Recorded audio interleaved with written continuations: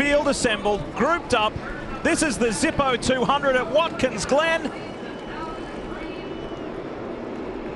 And it's time to bring the action.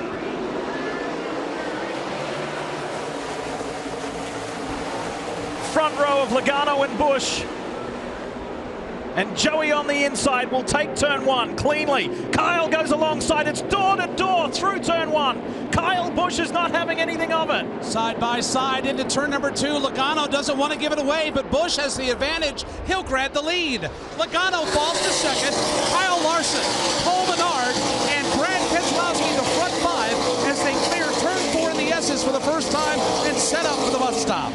Yes, you see them right now coming in, the leaders into the inner loop. You're surrounded by fans on both sides of this great racetrack. Kyle Busch gapping Joey Logano a little bit as they go through the inner loop. He's been one of the best cars through that section all weekend as he gets a run off of the carousel. They're gapping Joey Logano just a little bit more, using all the racetrack on the exit, Jeff.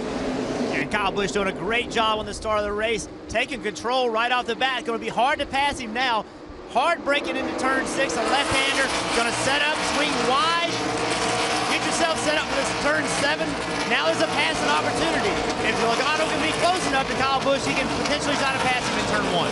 This is a passing zone lead, but a very, very difficult one. You head downhill into turn one. Very easy to get wheel hop as you see back in line. That 22 of Brad Keselowski jumps out of line to the inside of Paul Menard. He'll try to clear him before he hits turn two and climbs the S's.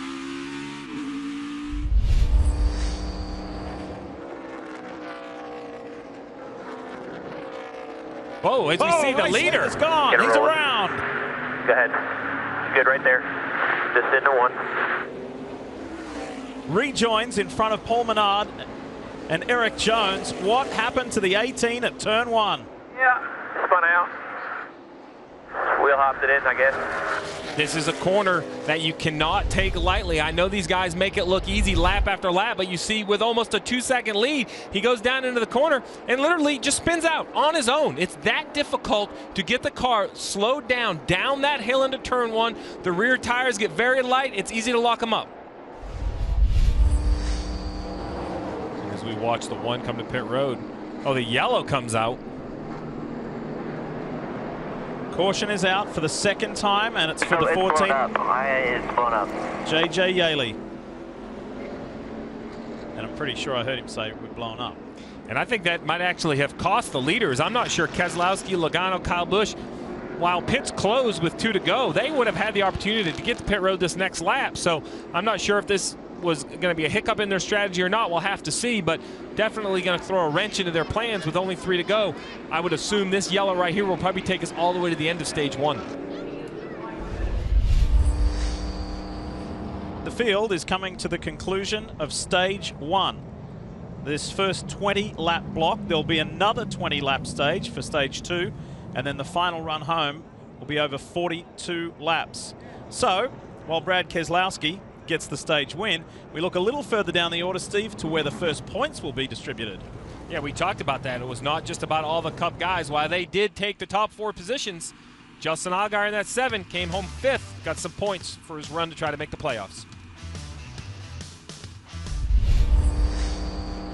Getting ready for the restart, and we've got 2 young Xfinity rookies on the front row. Well, we talk about strategies. Here you go. Daniel Hemrick and Cole Custer have yet to come to pit road. They obviously are planning to do this entire race on only 2 pit stops. They want to run a little bit longer, then get their fresh tires. Behind them, Kevin Harvick, who pitted all the way back at lap 6, then a group that pitted at lap 17, and then the cars that were leading the race at the end of the stage. Keselowski, he's all the way back in 12th. We'll have to watch him try to come up through the field. Let's go at the Glen. How do these 2 youngsters handle the pressure? Harvick is all over Hemrick. And the rookie, oh, Harvick gets a little loose down into one, gone. Kevin goes around. So too does Cole Custer in the 0-0. Boy, Harvick tried to hang on to it and just couldn't. Those are both Stewart-Haas racing cars. Cole Custer and Kevin Harvick are teammates. Let's go back and have another look at it. You're looking at the 3rd car, 41, white and green. There it goes there, it breaks there. He uses Cole Custer a little bit and then ends up turning the youngster in the process as well as himself. Very fortunate no one else made contact, so while the tires might have a flat spot, I didn't see any heavy contact that would have knocked a fender in or anything. You see right here, the 41 is just trying to check up, not to run Daniel Hemrick over. And at that point, it just comes around like you said, Lee. That's something you rarely see have Kevin Harvick do. I mean, he's such a good road racer. But think about this strategy. Both of these teams, the Ford pitted earlier, Cole Custer had not yet pitted. Now their strategy is out the window. One small mistake, and now their race is turned upside down.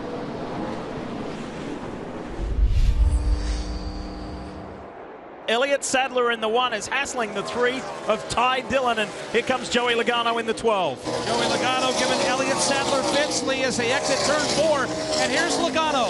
Driver's right, pulls to the inside of Sadler as they set up to the bus stop. It was an easy pass for him down here into the bus stop, as well as the 22 is able to get by there. These are the 2 of the fastest cars we've seen throughout this race, and they're just marching forward on those newer tires through the leaders here. Next that they'll probably gobble up as they come off the exit of the carousel here will be Ty Dillon in that 3 car, Jeff. Yeah, we wondered what tires are going to matter here. You see a battle for the lead. Paul Menard making a move on Daniel Hemrick. It's going to make it look easy, but are tires going to matter? That's the question we've asked all day long. It's hard to know. Remember, the 2 best cars of the race, they also have tires, so it's hard to judge how much those tires are worth. And now 34 laps in, Daniel Hemrick bringing the 21 car down to pit road. Danny Stockman told me their strategy was simply basic. They needed enough fuel to get to the end. Daniel Hemrick, the rookie, saying that he was lacking a little bit of rear lateral grip, so they plan to make a track bar adjustment. Obviously, give them 4 fresh Goodyear tires, and they got to make sure they get it packed full of Sunoco fuel. He lasted 34 laps on that first run. And what do you think, Steve? They're going for a 2-stop strategy here? I like the 2-stop strategy, and I like basic. We talk about strategy, but as we see the 90 car here outside, I think that's the bus stop. He's out in that collection area of the bus stop. We'll have to see if he can get the car going or not. This might be a caution. Well, there he goes. He starts to roll again. But I like simple strategy, Kelly. Sometimes you can get a little too creative, a little too chaotic, and make it difficult for the race to be run and run efficiently from behind the wheel, as we have another car smoking on the front stretch. Stephen Young. Go up on the skid pad. And we had cars everywhere. There you go. All I was trying to say is a simple strategy is sometimes better, but these cars kept distracting me, Lee. I knew what you were getting to. I was hoping you were.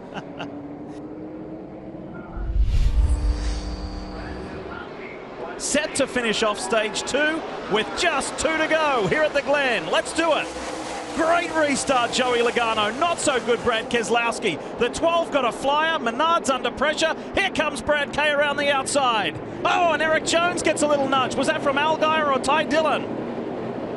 Brad Keselowski is there alongside Menard for the lead for a moment, but while he attempted the lead, he also left the lane open for Logano. Logano, though, cannot capitalize. Instead, he'll fall back in 3rd. Look out! Here comes Kyle Busch flying around the outside of Ty Dillon. He'll grab 4th, and he's trying to track down the front 3.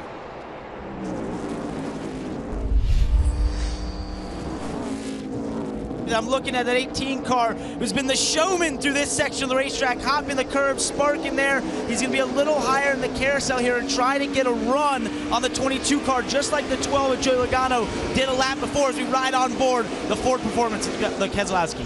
Yeah, that time Keselowski got through the carousel better than he did the run before.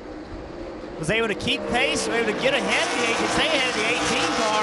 But as these guys race, how about Paul Menard flexing his muscles and saying, hey, I can beat these big names on the road course, actually driving away from Joey Logano. End of stage 2, and the win goes to Paul Menard.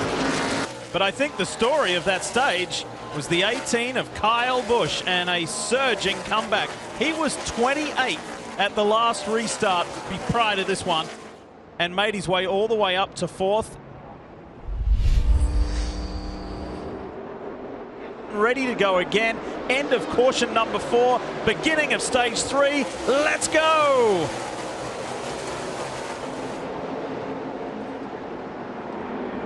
Menard and Logano door to door. Keselowski's on the inside. None of the front runners run high, keeping it clean. It's Menard. Busch is trying to push Logano, though, Bagman. Rootin' and gouging, Lee, as they come into turn number 2. Kyle Busch cutting Logano. No slack, but Justin Allgaier will slide in there. He'll bust up that position. Allgaier puts himself right in the middle of Busch, but maybe not for long. Yeah, Kyle Busch just threw it down there as they went off into the bus stop. Justin Allgaier had a great run from 6th on this restart to get himself up into 4th place, but Kyle Busch just simply outbraked him as we watched him go to the carousel here. Paul Menard gapping himself on the field, the 22 car there, using all the racetrack and getting a great run down the straightaway.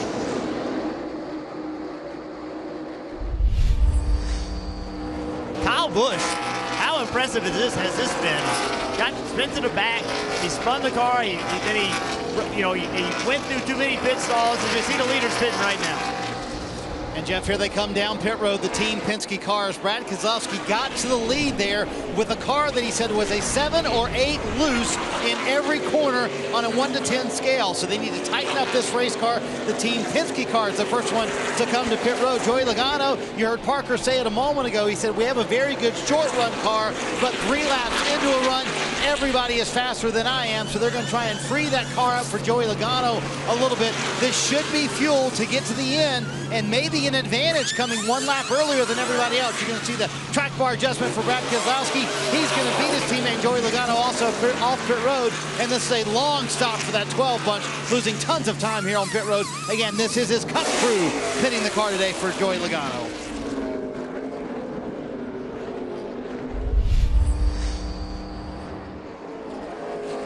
Now the race is really on between Kyle Busch and Brad Keselowski. Dave Burns, tell us more.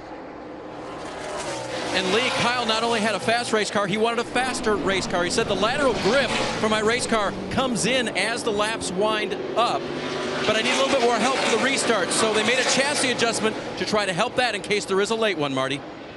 Right behind them is Brad Keselowski trying to catch him. They were thinking they might cycle out closer to that 18 car. In fact, Greg Irwin said, hey, when they came off pit road, I want you to run as hard as you can. We are 3 laps to the good on fuel, so don't worry about that. They made up a little bit of time on the 18, but not as much as they would like. Further back in the field, William Byron did pit. You saw that in nonstop. Took on 4 fresh Goodyear tires. The young man doing a very nice job trying to keep it in the top 15 today. But this battle for the lead could get interesting, Lee. Well, I think it's the opposite. The 22 was the leader before the cycle. They actually lost time to the 18. When the 22 pitted, he got tires first, which is normally an advantage. But like we mentioned, the 18 of Kyle Busch, what a job, Lee, of stretching his legs on that low fuel load. And basically, that pass for the lead right there, while it looked like it was off pit road, it was really those 4 or 5 laps before the pit stop. Very well executed.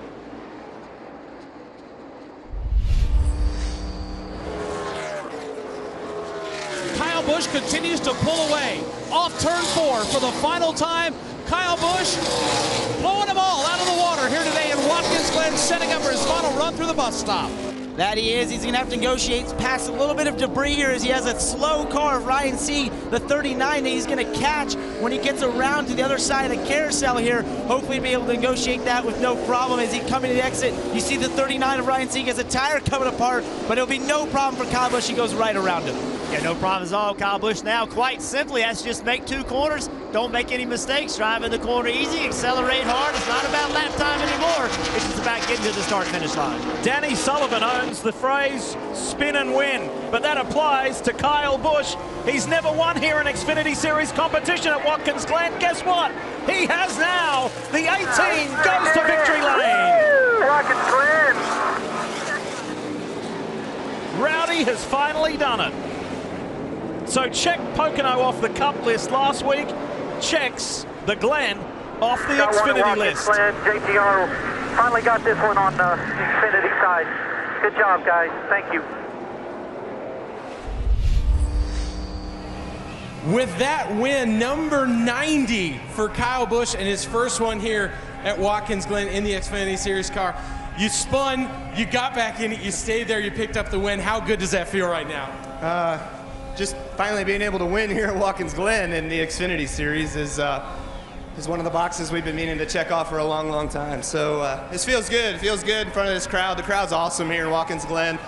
Fans here really support their racetrack, really support their racing, so it's fun to see. Tomorrow I'm hearing it's a sellout, so that's awesome. Congratulations to the staff here at the track. But just an awesome car. I can't say enough about Eric Phillips and all my guys. They did a great job giving me everything I needed to go out there. I tried to screw it up a couple times, but thankfully I brought it back and we were able to get up front there, and the pitch strategy worked to our advantage.